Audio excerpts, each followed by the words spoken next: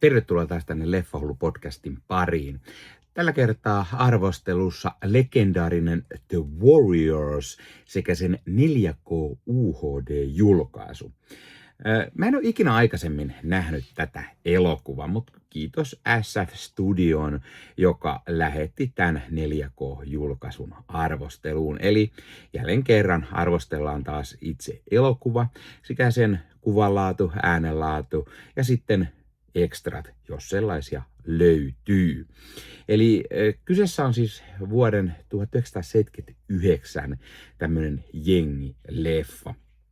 Ja eka kerta tosiaan meikäläisille, kun mä tän näin, ja odotin heti mielenkiinnolla, että millainen leffa tää on, koska tää on aikamoisessa kulttimaineessa jo tänä päivänä. Mutta totta kai täytyy mainita ensin, että jos katsot YouTuben puolelta, niin pistä peukkuu, jos tykkäät tästä. Pistä kanava tilaukseen, muistutuskellosta päälle näitä aina, koska tulee uutta sisältöä. Ja sen lisäksi kanavan tilaaminen tietenkin auttaa kanavaa. Iso kiitos kaikille kanavan tilanneille. Sen lisäksi Leffahullu-kanavaa voi myös tukea sillä tavalla, että liittyy kanavan jäseneksi. Eli Leffahullu YouTube-kanavan jäsenet näkevät videoita ennakkoon, saavat nimensä näkyville johonkin videolle ja sillä tavalla myös sitten tietenkin tuette kanavaa. On joko euro kuukaudessa tai 3 euroa kuukaudessa, joilla sitten voi tukea kanavaa ja sitten sillä saa lisää etuja. Se siitä, ja nyt siis The Warriors 4K UHD. Aloitetaan ensin itse elokuvasta tietenkin. Eli elokuva kertoo New Yorkin jengeistä. Ja nämä kaikki jengit kokoontuu Bronxiin, tällaiseen eräänlaiseen rauhan neuvotteluihin, kun sitten karismaattinen neuvottelija, tämmöinen jengipomo ammutaan, ja sitten Warriors-nimistä jengiä syytetään tästä. Ja sitten alkaa tämmöinen pakomatka Bronxista Warriorsien omalle alueelle, Coney Islandille, eli paetaan pisin New Yorkia, jotta päästään se sitten sinne omalle alueelle, koska oma alue on niin sanotusti safe haven, eli turvasatama. Sinne ei muut jengit voi tulla sitten ryppyilemään. Mutta totta kai pakomatka menee muiden jengien alueiden läpi ja muut jengit jahtaa heitä. Samoin myös poliisit jahtaa heitä. Eli ei ole hirveän helppo homma sitten. Sitten sen lisäksi, että nämä niinku yrittää päästä tietenkin karkuun, niin he myös saavat sitten selville, että heitä syytetään tästä murhasta, ja he ovat ihan ihmeessään, että mitä hittoa, että eivät he tietenkään ole sitä tehnyt, ja ketään ei vaan suostu uskomaan heitä, koska kaikki ovat heidän perässään tästä murhasta. Siinä tarina pääpiirteittäin. Tämän elokuvan on ohjannut Walter Hill, jonka tunnetaan ehkä parhaiten elokuvien 48 tuntia ja sen jatko-osa 48 tuntia, tai siis toiset 48 tuntia, sekä sitten Red Heat-elokuvan ohjaajana muun muassa. Ja sitten hänen tunnetummat käsikirjoituksensa ehkä näiden lisäksi on Aliens ja Alien 3 elokuviin. Ja Walter Hill, joka on ohjannut tämän siis, niin hän on myös kirjoittanut tämän yhdessä David Saperin kanssa. Ja tarina perustuu Sol Jurikin kirjaan. Tämä tarina on ihan hyvä, mutta hahmot ei oikein erotu edukseen. Siis pari hahmoa, jotka nousee esille ehkä pikkusen paremmin kuin muut, mutta kaikista vaan puuttuu vähän niin kuin lihaluiden ympäriltä. Siis yhteenkään hahmoon ei kunnolla niin kuin tutustuta, pois lukien ehkä ne pari hahmoa, jos selviää ihan pikkusen jotain, niin kuin miten leffan aikana nähdään tyyliin. Mutta niin kuin jotenkin kaikki jää vähän ontoiksi. Tarina itsessään myös semmoinen pakomatka läpi New Yorkin, ja siellä on jengejä. Tarina, jota on nähty vuosien varrella useasti. en nyt tiedä kuinka paljon just tätä ennen, tämän jälkeen ainakin on monesti tehty ja mun mielestä monesti myös paremmin kuin tässä leffassa. Tietyt asiat muistuttaa vähän esimerkiksi, että John Wick-leffat olisi saattanut ottaa tästä hieman jotain mallia.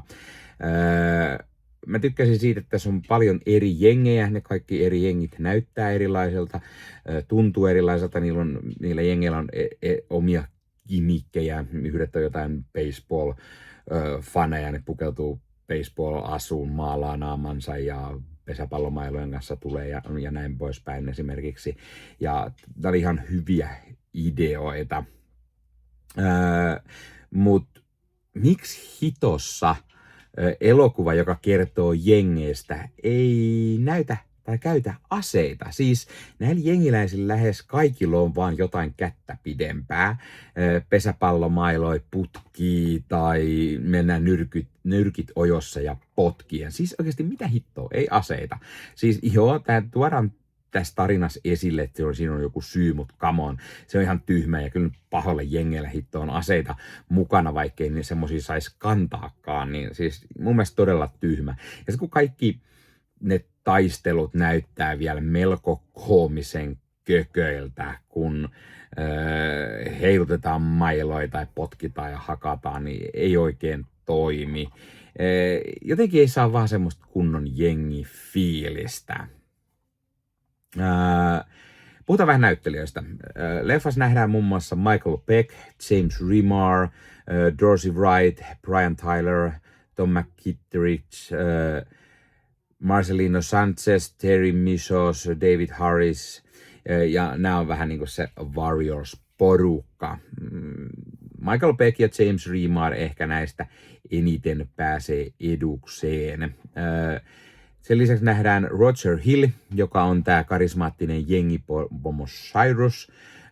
David Patrick Kelly on Luther, joka on semmoinen kunnon sekopää häijy-jengiläinen, mikä tulee sieltä vastaan. Ja ehkä leffan se semmoinen paras rooli.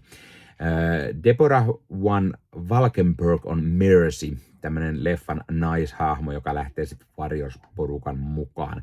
Hän on ihan hyvä, mielenkiintoinen tämmöinen lisä tässä, tuo vähän pikkusta romanttista fiilistä ja näin.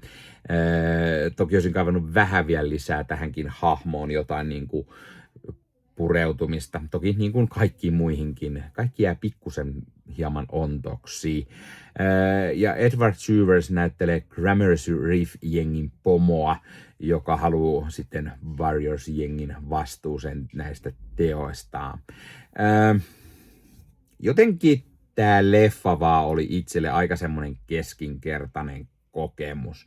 Mä oon nähnyt paljon parempia jengileffoja tai sarjoi, mafia, gangsteri, vaikka kuinka paljon, ja tää on vaan niin jotenkin lattee muihin verrattuna. Siis tässä on ihan hyvää fiilistä, kiinnostavaa tarinaa, pieni murhamysteeri ehkä myöskin, että kuka sen jengipomon siellä sitten ampui. Musiikit ihan toimivia, tulee semmoista 70-luvun lopun fiilistä ja näin. Tai ehkä jopa 60-lukua. Tässä ei oikeastaan kerrota, mihin ajanjaksoa tässä sijoittuu. Oletettavasti sinne 70-luvulle. Vaikka tämä leffa ei ihan ehkä maaliin päässyt, niin arvosanaksi mä antaisin täällä varmaan semmoinen se perus 7/10. Eli tämä on ihan hyvä. Tässä oli tarpeeksi semmoista hyvää, jota tästä nauttii ja jakso kattoo. Ja sen katsomisessa ei tullut semmoinen latistava fiilis. Mutta valitettavasti tämä ei ollut ihan semmoinen niinku semmoinen kulttiklassikko itselle, että tekisi mieli katsoa välttämättä tätä uudestaan. Ehkä jossain vaiheessa, jos tulee semmoinen fiilis tai semmoinen, että okei, ehkä nyt, mutta ei oikein iskenyt itselle. No puhutaan sitten tästä 4K-julkaisusta. Eli tämä on tämä meidän pohjoismainen Nordic-julkaisu. Ja tässä on taattu 4K-kuvanlaatu. Ja niin kuin yleensä vanhalle filmille kuvattu elokuva masteroidaan 4K, syntyy yleensä laatua ja niin myös tälläkin kertaa. Tässä elokuvassa on 2160 Ultra High Definition 4K-kuva ja 185 yhteen kuvan laatu. Audiona tässä on Dolby True HD 5.1, eli ihan perushyvä audio. Ei nyt sinänsä mitenkään järisyttävä erikoinen, mutta ei sentään se 2.0, mitä joskus näin vanhoissa leffoissa on, eli ihan hyvät pointsit siitä. No ekstrat. Ei, tässä ei ole mitään ekstroita. Tämä on taas tämmönen perus Paramount Nordic-julkaisu, missä ei ole mitään lisämateriaaleja. Paramount ja Universal aika paljon julkaisee täällä Pohjoismaissa varsinkin niin sellaisia leffoja, missä ei sitten 4K-julkaisussa tai Blu-raylläkään, niin ei ole vaan lisämateriaaleja. Olisi ihan kiva ollut nähdä jotain, koska tämä on kuitenkin vanha leffa ja kulttimaineessa, niin olisi ollut ihan kiva nähdä jotain bonusta, mutta semmoista ei tällä kertaa ollut saatavilla. Hei, tää oli tämmönen arvostelu tällä kertaa. Pistä kommentteja. Onko sä nähnyt tätä leffa? Mitä mieltä sä oot tästä leffasta?